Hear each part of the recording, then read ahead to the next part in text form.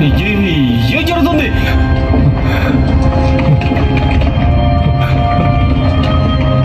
ఇక్కడి నుంచి వెళ్ళిపోదాం పదండి.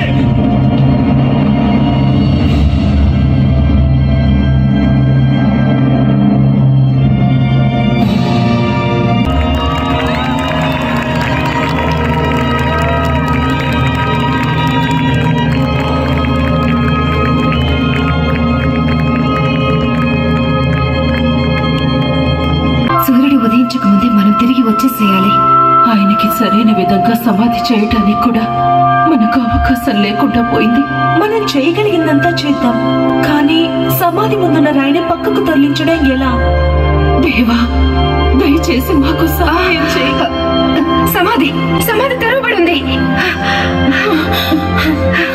ఓ దేవా, ఇది ఎలా జరుగుంటుంది? భయపడకండి. సజీవుడైన వాణిని మీరెందుకు మృతులలో వెతుకుచున్నారు? ఆయన ఇక్కడ లేడు, ఆయన లేచి ఉన్నాడు. 3 రోజుల తర్వాత తిరిగి లేస్తానని చెప్పిన మాట నిజమైంది. వెళ్ళి మిగతా వారందరికీ చెబుతాం.